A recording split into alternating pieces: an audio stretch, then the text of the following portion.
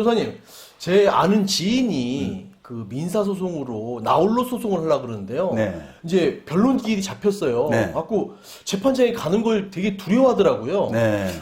근데 저는 해봤으니까 좀 알잖아요. 네. 편안한 거를. 네.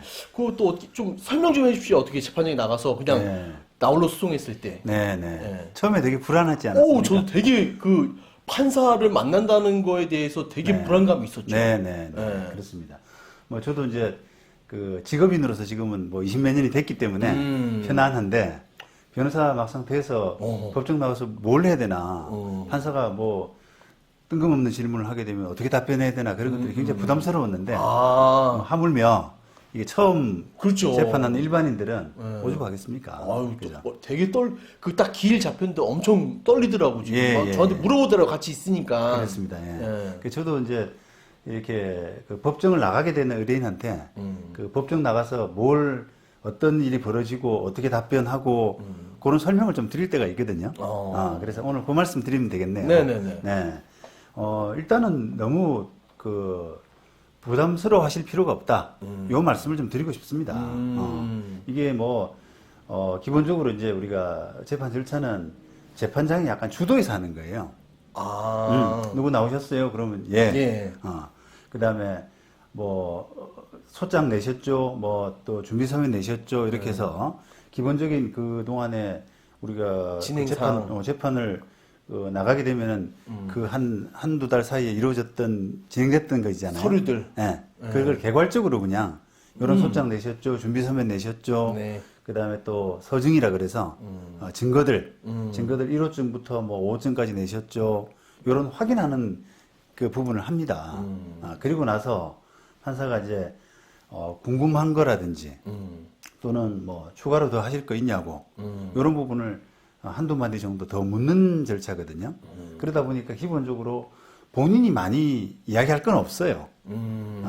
이해되시죠? 그렇죠. 그러니까 판사가 주도적으로 물어보고 요거 내셨죠? 그러면 예.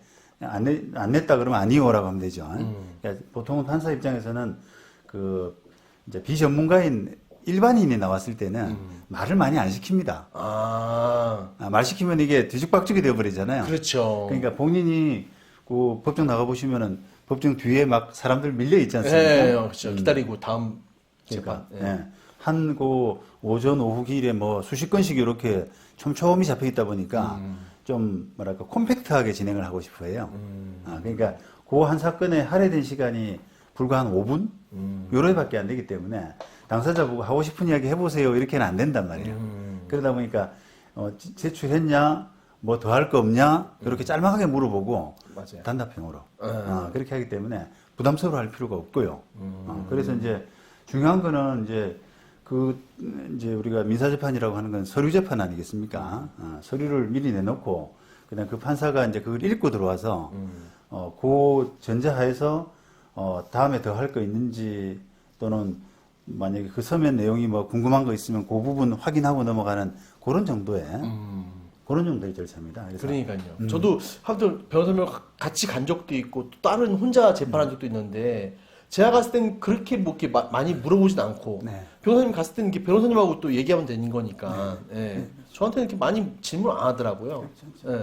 저는 가봐서야 알겠는데 일반인들은 그 재판이라는 게 되게 중압감이 있잖아요. 그럼 어떻게 해야 됩니까? 이거 뭐 아까 말씀드린 것처럼 본인이 주도하는 절차가 아니다. 요것만 생각하시고요.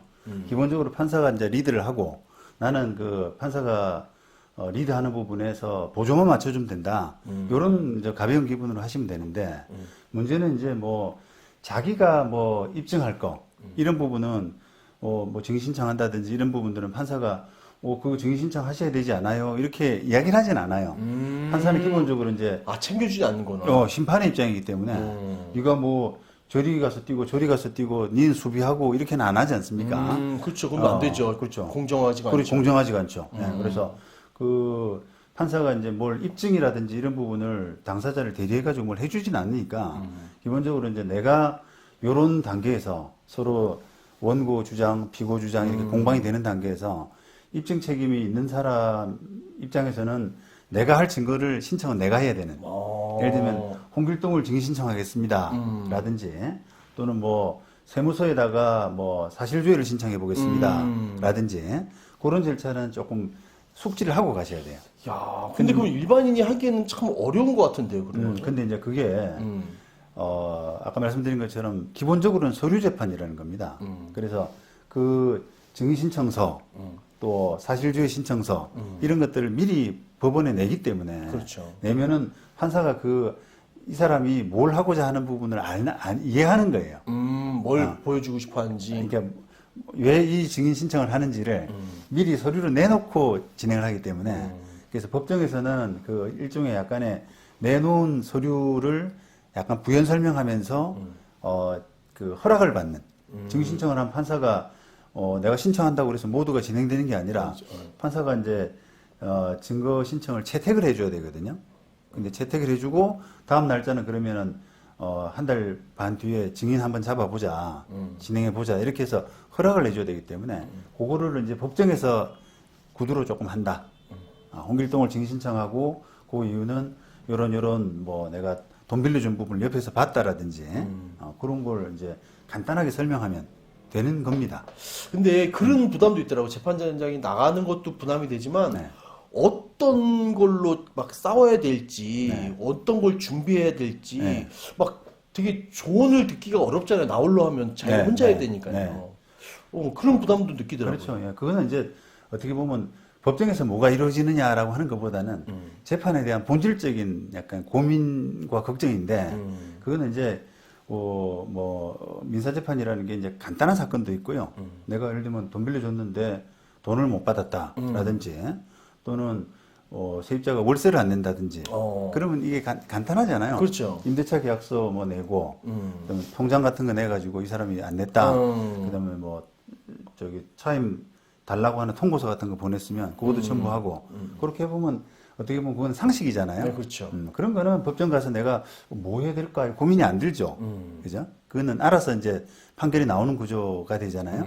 그런데 이제 이게 막 주장하고 상대방이 또 항변하고 법리가 좀 꼬이고 막 이렇게 되면은 이제 이게 주장 입증이라고 하는 것이 되게 어려울 수가 있거든요. 그렇죠. 그런 거는 기본적으로는 이제 법을 아는 사람, 법률가의 도움을 받으셔야 돼요. 코치를 받아야 되겠죠. 받아야 되죠. 네. 네. 근데 선임하기에는 또 돈이 많이 들잖아요. 네네. 그러니까 그거는 이제 정식 선임을 하는 것도 좋고 또 만약에 정식 선임할 뭐 경제적인 사정이 안 된다거나 또는 뭐 정식 선임까지 할 필요가 없는 사건이 또 있습니다. 뭐 예를 들면 저 같은 경우도 이제 변호사 사무실에 도움을 받고 싶어 하는데 네. 저희 도움을 받고 싶어 하는데 이게 거리상으로 제가 너무 먼다든지 지방 막 멀다. 예. 예를 들면 뭐 전라도, 경상도 부산, 이런 데 재판을 하는데 사건은 규모는 좀 작고 그다음에 쟁점도 좀 별로 안 복잡한 편이고 그런데 또 막연하게 겁이 나니까 그렇죠. 변호사님이 좀 법정 나가줬으면 좋겠다 이렇게 하거든요. 잘 할 말도 모르겠고 그냥 그렇습니다. 떨리고 그러잖아요. 그렇죠. 그러다 보니까 이제 변호사 선임을 원하는데 제가 서울에 있는 사람이 뭐 전라도, 경상도 이렇게 재판을 다니려 그러면은 시간이 많이 들잖아요. 그렇죠. 그러니까 그런 것들은 이제 보수를 많이 받고 하기가 좀 적절치 않은 거예요. 그럴 때는 이제 의뢰인한테 좀 설득을 해서 그게 여차저차해서 요거는 법정 본인이 나가셔도 충분하다. 대신에 이제 서류 접수라든지 서류 작성하고 뭐 반박하고 이런 것들은 다 저희들이 사무실에서 해드릴 테니까 법정만 나가시라. 그렇게 해서 조금 대폭 할인해서 싸게 해서 그렇게 해드릴 수는 있죠. 코치는 변호사가 선임된 것처럼 똑같은데 해주는데 네. 법정만 당사자가 나가는 거다. 그렇습니다. 네. 그런 서비스도 상당히 많이 합니다, 제가. 코치만. 네, 코치만. 좋네요, 그거는. 저 같은 경우는 네. 그게 좋을 것 같아요. 이제 전 법정 아니까. 네. 저는 이제 서비스 하는 입장에서, 좋은 서비스라고 하는 것은 약간 선택지가 있는, 요거 아니면 요거 하면 하고, 아니면 말고, 이게 아니라, 요거 선택지가 있다. 그러니까, 그 중에서 한번 제일 여건에 맞는, 상황에 맞는 부분을 한번 선택해 보시라. 선택지가 많은 서비스가 좋은 거라고 생각을 하는데 저는 선택지를 좀 많이 드리는 편이죠. 아, 나 돈도 많고 나 시간도 없으면 변호사 선임하면 되는 거고. 그렇죠, 그렇죠. 나는 좀 시간 좀 여유가 있고 네. 돈이 좀 적다 싶으면 코치만 받아갖고 제가 왔다 갔다 하면 되는 거고. 그렇습니다. 예. 어. 예. 예를 들면 뭐 정식 변호사 선임을 굳이 하시려면 500만 원 내셔야 되는데 그다음에 선임할 필요 없이 그냥 서류만 대행해 드리면은 뭐 200만 원 정도 내시면 된다라고 하는데 이제 40%. 의뢰인 형편이 법정 나가기 힘든 분도 계시잖아요. 그렇죠. 또 울렁증 있는 분도 계시거든요. 아, 울렁증도 있고, 예, 네, 예. 대인기피증도 있고. 맞습니다. 또 상대방 얼굴 보는 것도 너무 불편하신 분 계세요.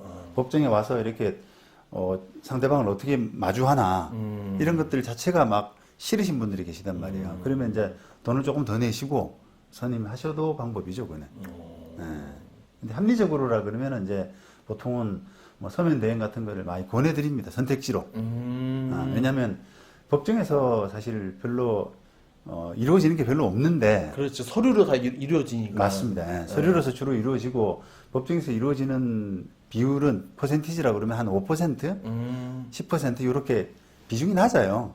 법정에서 이제 뭐라고 이야기하느냐에 따라서 사건이 좌지우지되지 않는다는 겁니다. 근데 이제 일부 변호사들은 그걸 법정에서 나가는 부분을 굉장히 크게 생각을 해서 어린한테 이 법정에서 막 현란한 변론으로 뭔가 좌우될 것처럼. TV에서 나오는 것처럼. 네, 네. 이 있습니다! 그렇습니다. 네, 그렇게 안 하거든요. 안 하죠. 네, 안 하거든요. 근데 네. 그 마치 그런 이제 상황이 벌어질 것처럼 해서 저한테 다 맡기세요. 당신은 법정에 나가서 하기가 적절치 않아요. 그렇게 해서 돈을 많이 받기를 원하죠, 보통 변호사들은. 그렇죠. 돈 네. 벌기 위해서. 네, 네, 그렇습니다. 근데 이제 조금 더 냉정하게 합리적으로 생각하실 필요가 있잖아요. 조금 변호사도 이제 만약에 본인이 판단하기에 이게 꼭 이게 돈을 많이 들여야 되나 이런 생각이 드신다면 그 변호사 말고도 또 다른 변호사 찾아갈 수도 있잖아요. 그래서 한번 받아보고 법정 본인이 나가는 그런 선택지를 선택을 하는 것도 방법입니다. 네.